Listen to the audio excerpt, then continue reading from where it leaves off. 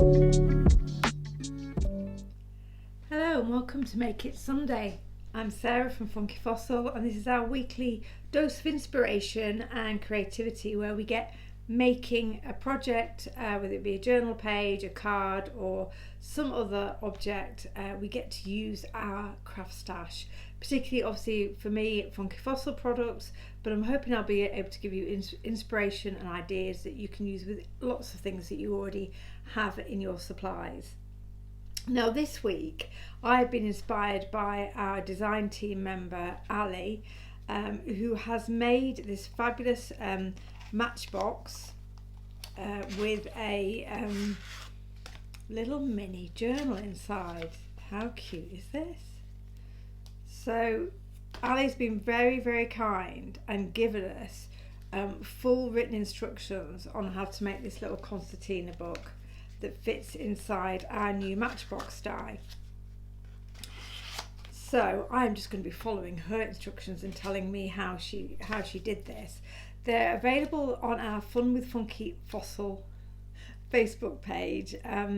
Ali's put the document there, but I'll also put a link so that you can find and download it underneath this video, so you'll be able to follow the instructions Ali has given us. It's really detailed, it's really clear to follow. She's given you all the dimensions for the cutting, for the kind of journal, etc. So I won't go into too much detail in relation to exact dimensions here, because you'll be able to download this guide and use it when you're making something similar.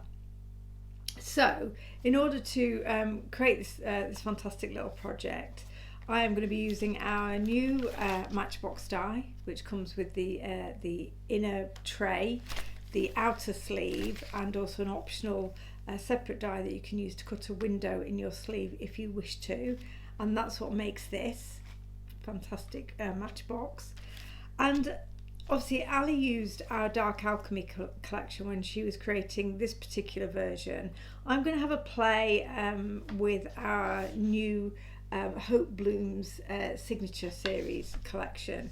In particular, I'll be using the fabulous rub-ons that come in this wallet, this wallet kind of collection in a wallet, as it were, and probably particularly also the papers. So it's a set of 5x7 papers that come in this wallet. There are nine designs and 2 of each. You get 18 papers in the pack, and because this is slightly lighter weight paper than in our kind of 8x8 paper pads, this makes it a great set of papers to use for a project like this, because the concertina book that we create won't be too bulky. Obviously I like to stick things into my journal, and I like it when it becomes nice and chunky and fat, but I've got to be conscious that this all has to fall back into this carrier. So these are full of lovely rustic, slightly grungy, layered papers. You've got book text in here, you've got kind of paint marks, you've got this kind of burlap with the kind of stamps on it, etc. So there's a lot in these papers that are going to make them interesting when we cut them down to use it in our little book. What I will do, obviously we normally do a kind of Sunday makers bundle, because I do encourage you to use what you have, and you know, if you've got a die like this, or if you buy the die, then you could use any number of different papers and designs to decorate it. But what I will do is put a little bundle together, which isn't the whole of this signature collection, but is the rub-ons and a set of the papers, just in case this is particularly the thing that you want to make and you're not as interested in the stamps or or the die and stencil that come in this collection. And of course these are consumables, so they're great add-ons. Even if you do get this wallet, you may well want another set of rub-ons and papers so you can keep making things like this. I will of course be raiding my stash of for things to then kind of add some interest to our journal pages once we've got them all kind of set up and ready to go. I've pulled out a number of things, and I'm not going to go through a massive range of them, but the kind of things, because I may not even use them, I just don't know it yet. But I typically will go for some kind of fantastic stamps like these, which are great for giving you textures and marks and for cutting into. These are great. This Lucky Number A6 stamp by Olga's great for kind of having elements that you can cut out and use to embellish your pages. Something like this fantastic text stamp. You've seen me use I'm Using stamp before because it's got these wonderful little elements on it and also background texture in terms of script and text. I am very likely to reach for our new Dark Alchemy rub-ons as well as the Hope Blooms rub-ons, and then I've got things like some gel printed papers, book pages, and lots of bits and bobs that I have cut out from papers over recent weeks that I just keep in a little wallet so I can pull out little bits and add them to the pages. So you see, you'll have lots of things like this all ready to hand, I'm sure. The only other things which I'm probably going to use or reach for at some point will be something like our washi tape. So you've got our vintage butterflies and our fabulous tape measure tape here. So if and when they make an appearance, I'll let you know. Right, so enough waffle. Let's get on to making the actual box and journal. Now, I've already got a box made, and this is one that I've decorated with these Hope Blooms papers that I've just flicked through for you. One thing to point out with the papers is this matchbox die just takes one sheet of A4 card. It's all you need to cut out both the tray and the sleeve. But the papers in the Hope Blooms collection are 5x7, so that means they're slightly shorter, and therefore when you see, for example, this tray has this kind of this fold over element. They've got the die will give you these score lines, so I'm just folding along the score lines, and it gives you this kind of tab element that can kind of fit into the each of the edges to hold the sides in like this. Now the 5x7 paper isn't quite long enough to get that full tab detail in, so it's perfectly good size for creating an outer skin to cover your card with, but it wouldn't cut the whole extent of this die. I hope I'm making sense for you, so you can see how well that tab fits in. However, I wouldn't recommend using these papers, the 5x7 papers, to create your outer skin on your matchbox, because they just wouldn't be sturdy enough. They're 100, as I said before, 120 GSM. So I'm just reaching for them here. So in and of themselves, if you were to use a single sheet of this, I don't think this would have enough rigidity to make the tray. It might make the sleeve, but it wouldn't necessarily make a great matchbox tray. It'd be quite wobbly. So what I would recommend is cut it from cardstock with black, with white, with craft, and do one cut with cardstock, and then cut a second layer to do the decorating. So I've cut the sleeve from craft cardstock, then I've cut a second sleeve from the pattern paper and simply adhered that to the craft base, just to give myself a little bit more sturdiness.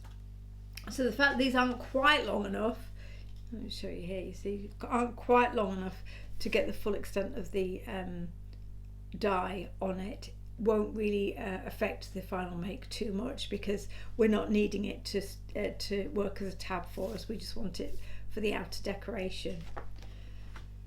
Right, I feel like I made that more complicated than it needed to be. So all I'm doing here, as I say, I've run the tray and the wrap dies through my machine, and I'm just going around the die cut shape and just folding along the score lines that the die automatically puts it into your cardstock. It is really, really simple to do. So you'll see here that as you fold it in, there are two little tabs on each of the long sides. Once that's folded in, you can then put the end piece over the top, and then just put that tab as we saw me do previously, into the base. Can you see that? So same on the other side. So if you wanted to, if you didn't want to use any glue in the construction of this matchbox, then these little tabs at each end would hold the box together for you. That's how easy it is to put together. However, I would typically probably add a little bit of glue to the inside of these tabs before I fold them down, just to make sure that they're not going to come loose again once the box has been built. Then simply cut another one of these from the pattern paper and you can adhere it to your base. Really easy to do.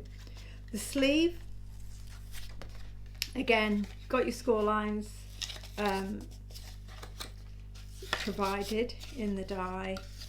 I'm just doing this very quickly, so not particularly neatly. Again, use a bone folder or something to give yourself a nice crisp crease. And then what you'll see is your sleeve, there's a narrow edge and a normal size edge. You just adhere those two together and that's going to give you your outer element for your matchbox. If you were wanting to have a window in your sleeve so you could see the contents of your matchbox, obviously do that die cutting before you construct your actual sleeve and make it a complete piece, but I'm sure that would be self-explanatory. So there's no need to decorate this if you don't want it, if you're wanting to use it for storage or just to put kind of labels on and keep all the bits of ephemera that I was just pointing to in a wallet. Lots of those will go in these kind of little matchboxes, and you could very quickly, you can just see one sheet of A4 card, it all folds in and constructs itself, and there you have your matchbox straight away ready to go. And so you would probably take a bit more time just folding that so it's nice and neat, but it's a lovely size. Okay, so that's it built. All I did with my version is then cut those same dies again to give myself a bit of decoration. I cut a panel of pattern paper out just to add to the base of my box, but again, completely optional. It was just a bit of decoration I felt like adding.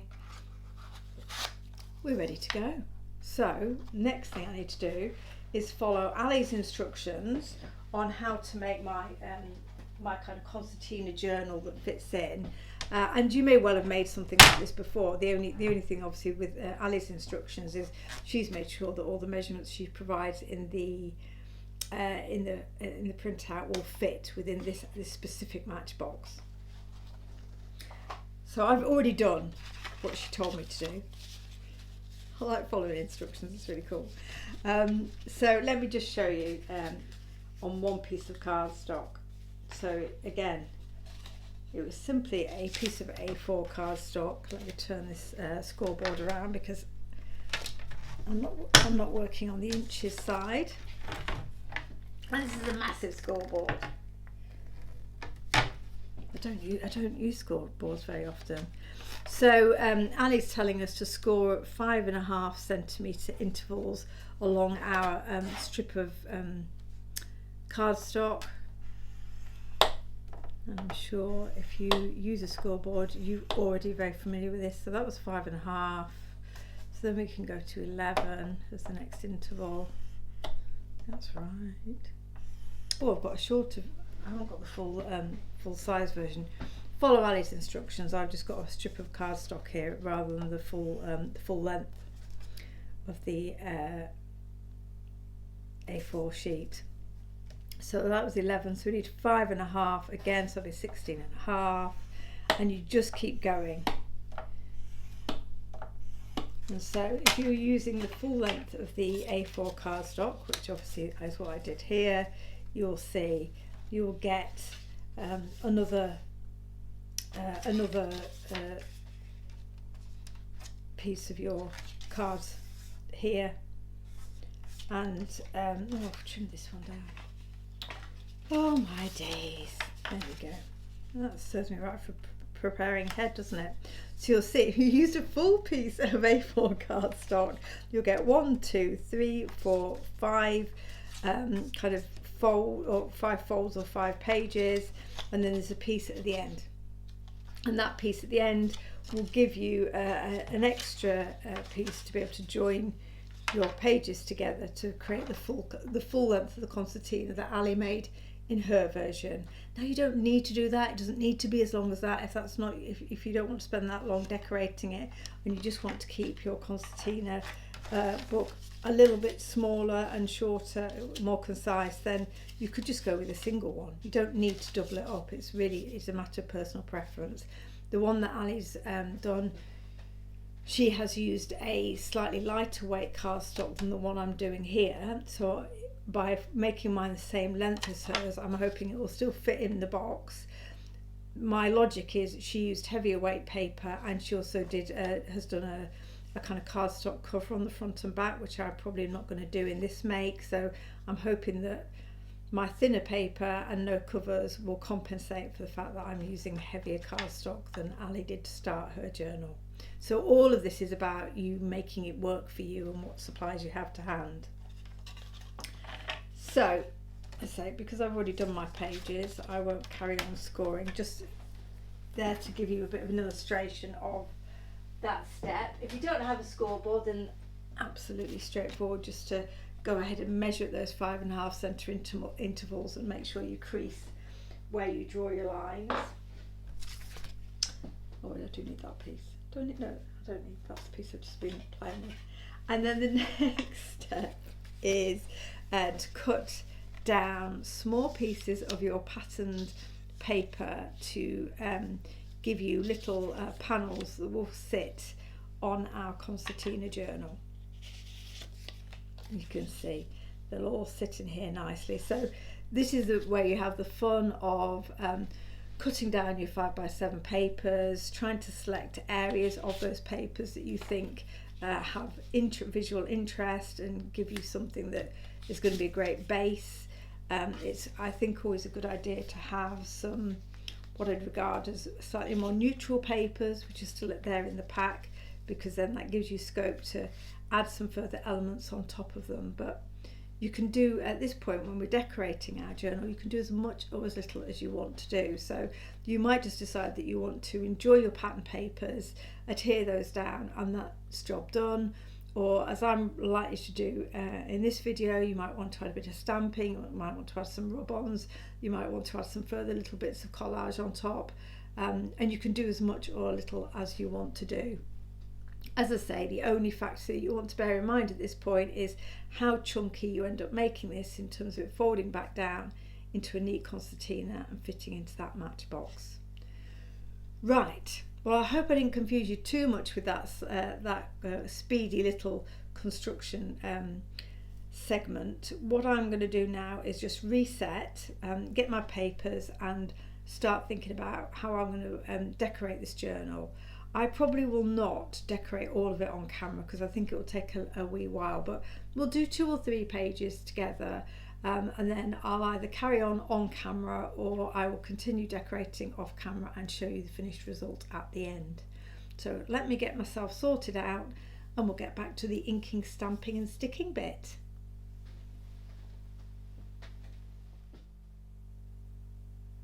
Right, so I've got one of the 2 parts of the concertina book here on the desk in front of me. There is, in terms of the instructions I was following, there is a second part that you would hear on and make it longer, but I may well do more work and extend it off camera because it will be several days if I try and do all of this while I'm talking to you.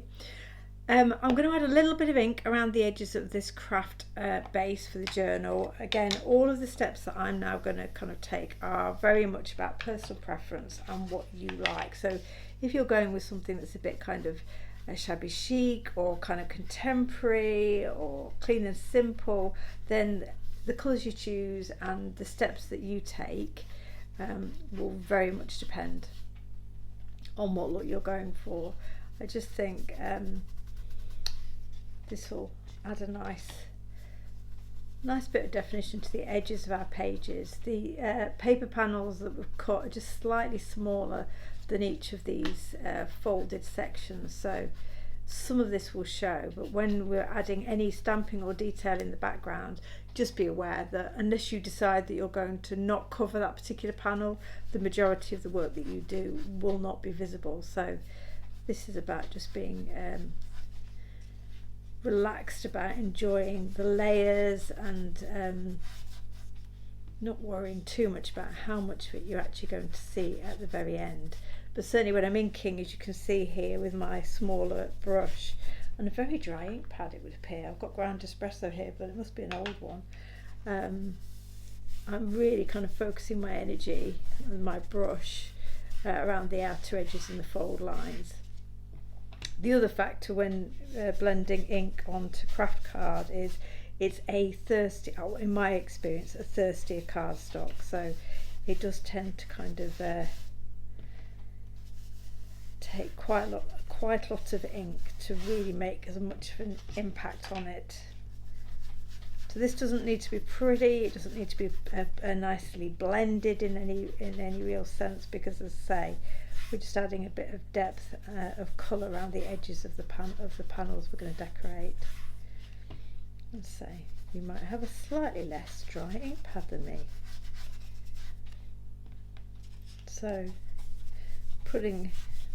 using those fold lines as a guide as to where to add my ink to give me an inky border around each of the panels. More or less, it really isn't going to matter. Now Ali in hers, in her fantastic mini journal, went all out, and I'll show you in a second. As you know, she's kind of inked and decorated absolutely every surface. I'm just not going to have the time to do that in this make, but the purpose of this make is to enjoy and take your time. So I'm trying to give you some of the ideas, but if you take your time and want to really enjoy that creative process, then you can do all this in several sittings and at your leisure.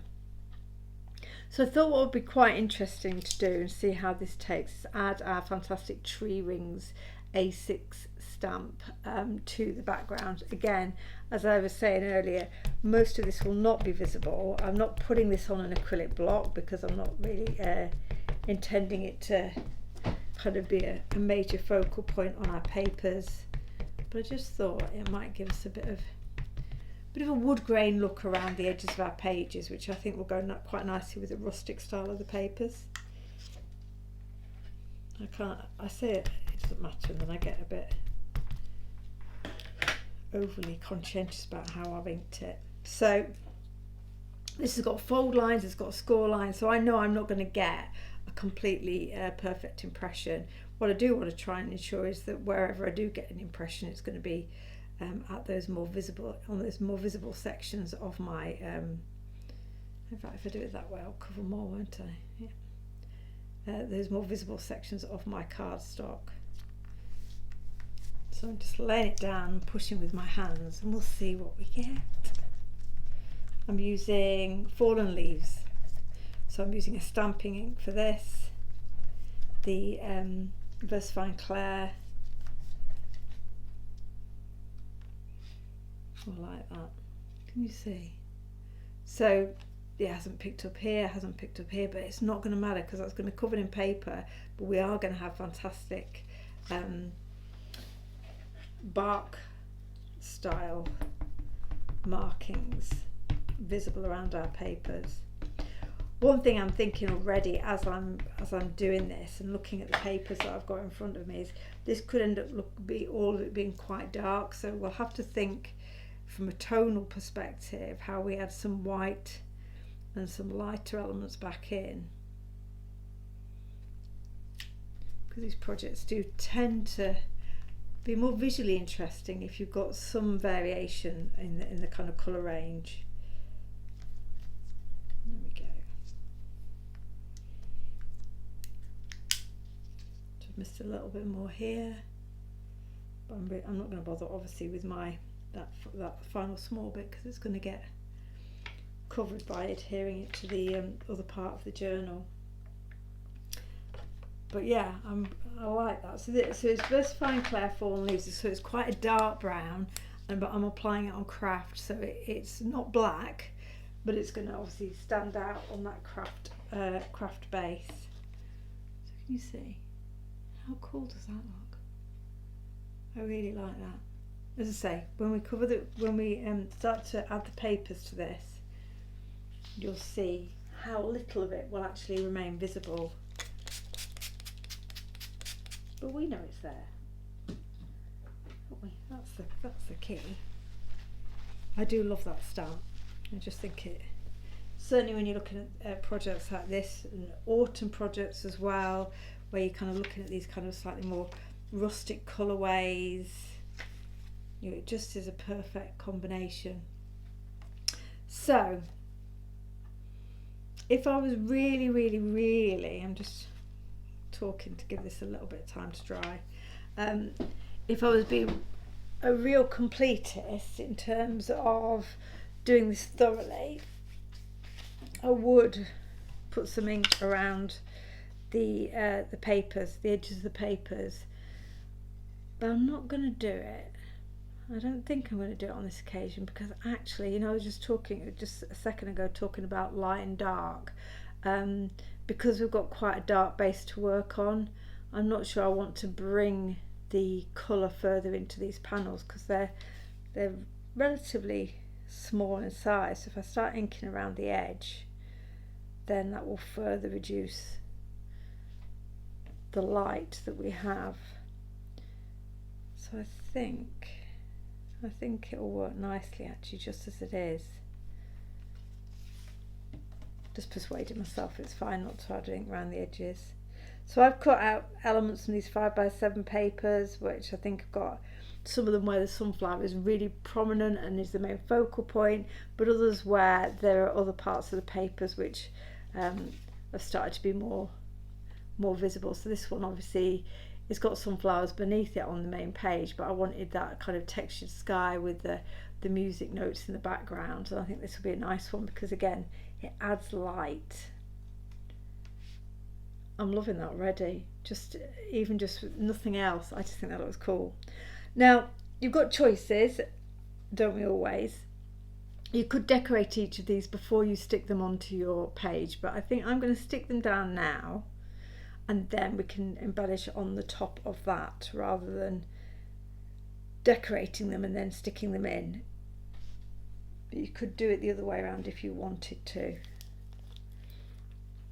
So, but I think that's cool, don't you? And you can see now how little of the actual background we can see, but when I hold it up to camera, when I stuck these down, it will be clear how much of a difference that wood grain background does in fact make.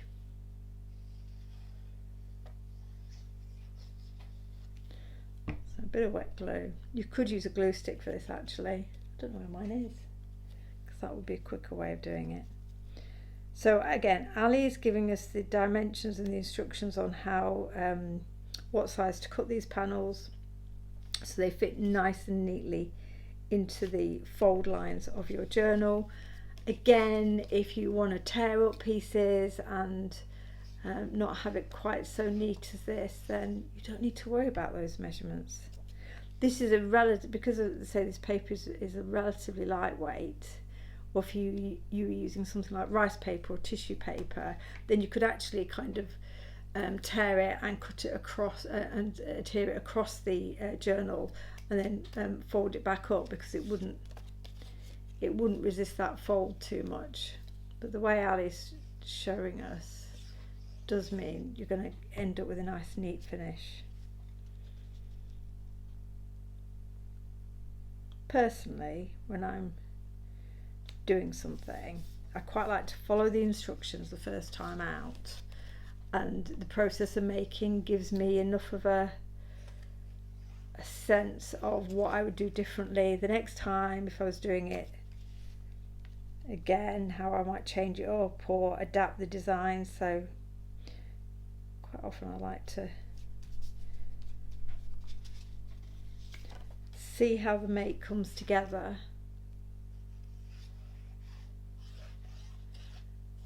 And then think about how I might customise it.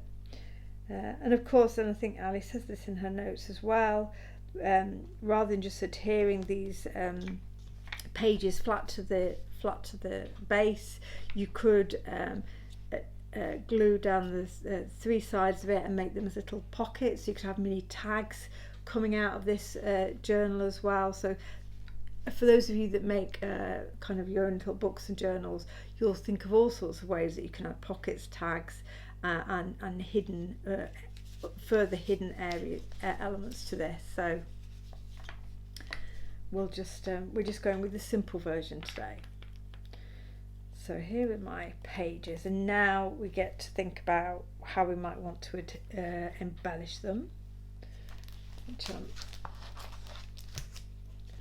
always enjoy. So I've got lots here. I'm probably going to completely cover my desk with lots of bits and bobs. So for example, I've got these tags that I've cut from the Dark Alchemy 8x8 paper pads.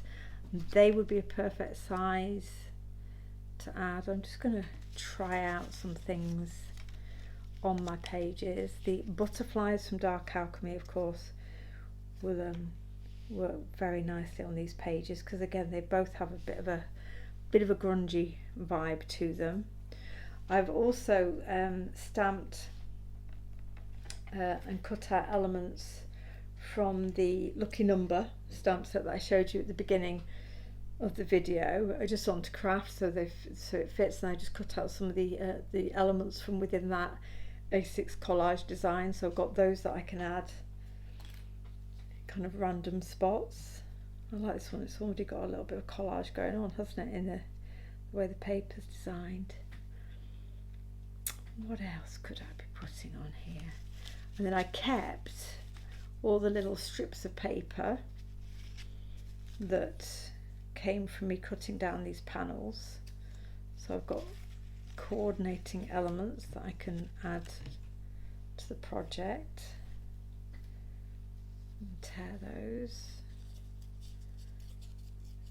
It's quite a nice exercise in starting to work at a different scale, this project, because it's smaller, isn't it, than our normal journal pages. I might add that burlap down the side there. Yeah, that'd be good. What else have we got? And you can see now how you're going to get lost in the whole process of sifting through all those bits of paper that you've been keeping. I like this. Actually, that will work nicely on here, won't it? Break up that more neutral paper, just a little strip of sunflowers there, and then we can have, maybe this label's too big now. I'm sure I've got a smaller one somewhere. And then I'll start doing some sticking, because guaranteed I'll knock it all off and we'll go back to square one. Looking for a smaller label. I'm sure I had one. If I can't find a label, we'll get something else. I've got my rub-ons here as well, I mustn't forget them. They'll work nicely. I've got these labels from the Rustic Romance paper pad. I think they might be a bit big actually for this one. But they'd be a nice, I think they'd be a nice size. I think if you wanted to make this into a tag book, then these tags might fit.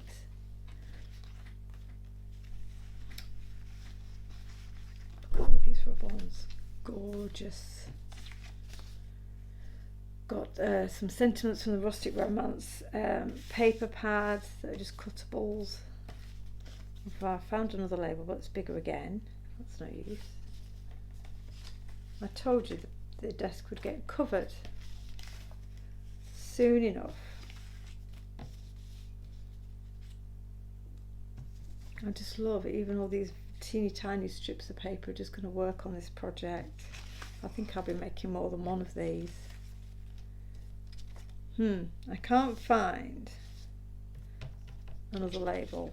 And I'm not gonna start cutting and adding more ephemera to this collection now. I want to use some of it up. So what I might do is put that like this.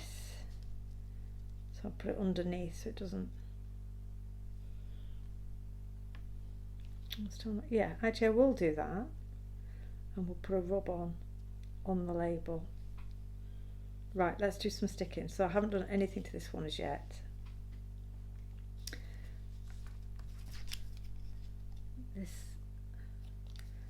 Add a little bit of ink to this label because I don't want white edges showing. Can you see? Sorry. So because I'm using one of my smaller blending brushes, I'm just pulling the ink in from the glass mat just onto the edge. So if you're really taking your time, you could do this to every single piece of paper that you add to the pages, just to minimise the risk of kind of stray white lines or white edges looking a bit too crisp. And hopefully you're getting the gist. So put that there,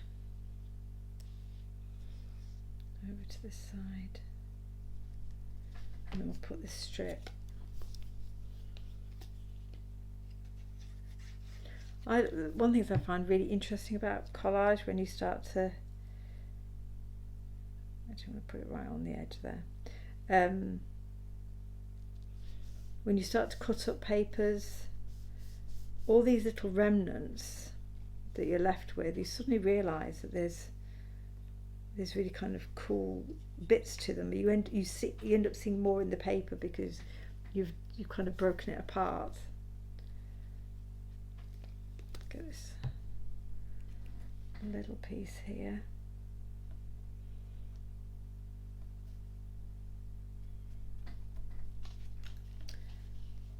Now we don't really need the wings of our butterfly loose because it's not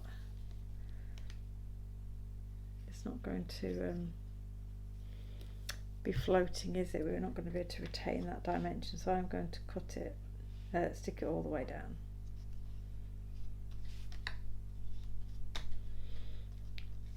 So if we put number 7 here, we haven't. Let's make this a little bit of a cluster. What else can we put with number 7? Do we put another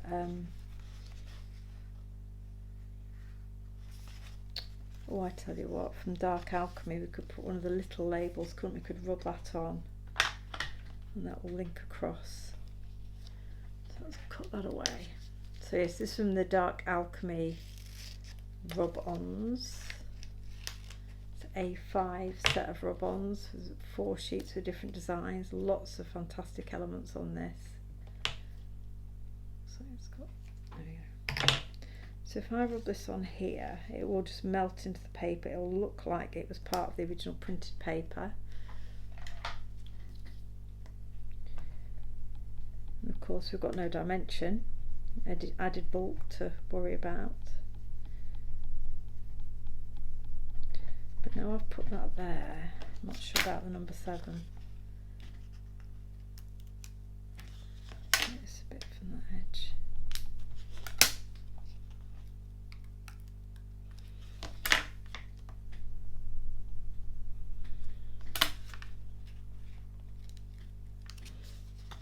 Can you see how nicely that just melts in? But I don't, if I put the number 7 there, it's going to obliterate it. But I could put this number here, couldn't I? Like this, overlapping. And I think this will be a nice page to have our butterfly, one of our butterfly rub-ons from this sunflower, the Hope Blooms set. Added that. So Hope Blooms. Just a little one, I think. I'm going to kind of put mainly in this space here where we've got the whiter space. So I don't want to, I think the butterflies will just melt into the sunflower background a bit too much there. So actually. That's how this diddy one, there's a diddy one here, and it's obviously looks like it's in flight.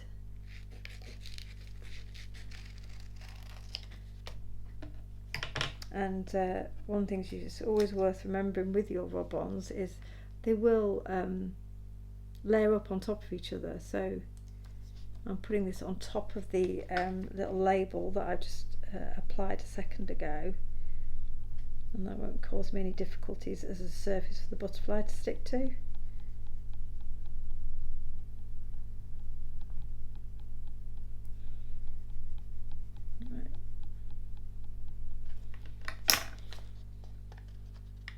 Peel away, so that wing's not coming away, I don't think.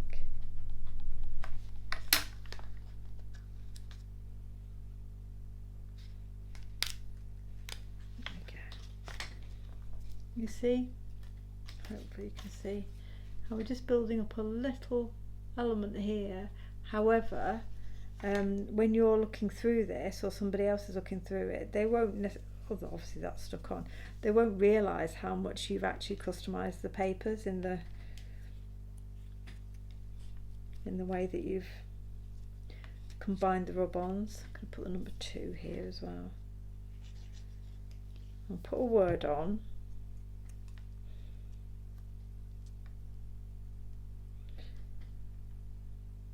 And then I'm going to turn the camera off while I do a bit more decorating, so I don't take up way too much of your time. So what goes, I thought I'd add a word here, hope. Add the word hope to this. So the ones here where we've got the large focal point sunflowers, I'm thinking there's a minimal amount we need to do to these. You could of course do lots to them, but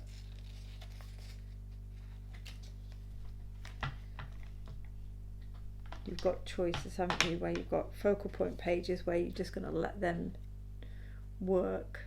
do the work for you, and those where you can actually start to use what's already here to build a collage.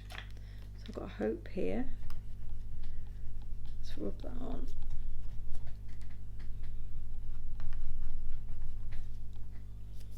Random carrier sheet on it. Let's see how this looks. How cool. Right, so I'm going to turn the camera off, and I'll obviously carry on, do exactly what you've just seen me do on the other part, the other segment of our book. And then we can have a look at how it's all come together when I'm back in a few minutes.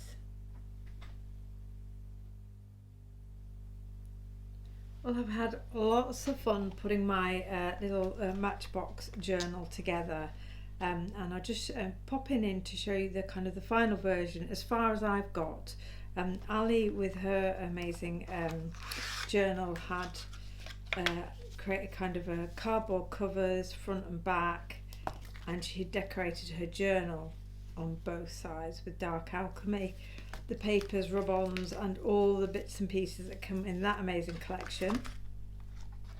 So in the time I've had to follow her instructions, which as I say will be there'll be a link in the description box below to those instructions with all your dimensions and step by step on how to put the box together and the journal that goes inside. I've further decorated my cover and a little bit of a rub on there with both elements from Dark Alchemy. This is the kind of the butterfly and the label, but also then from our Hope Blooms collection as well.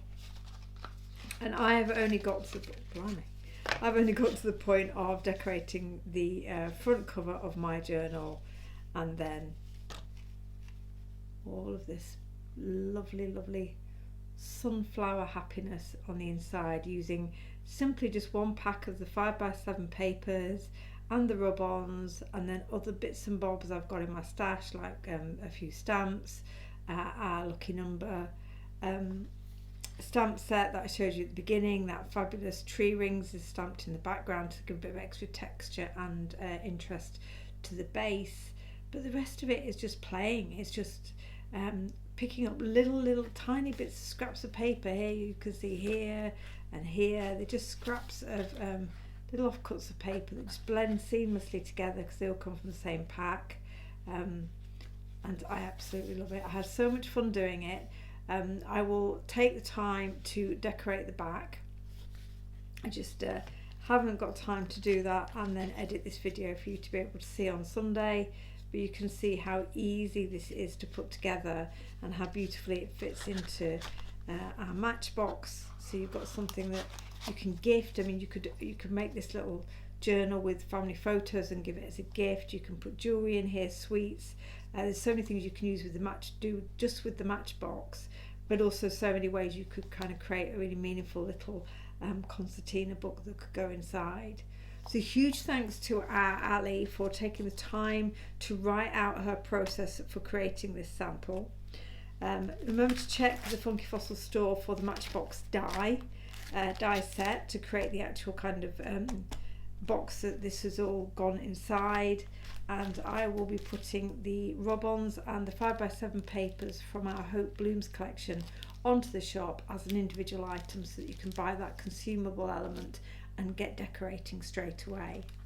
So thank you for your time this Sunday. I hope this has given you a little bit more inspiration and got you thinking about creating something off the page that you can give and store easily and enjoy at your leisure. So I'd love to see whatever you make with our matchbox die and our Hope Blooms collection, and I shall see you again next Sunday. Have a great week.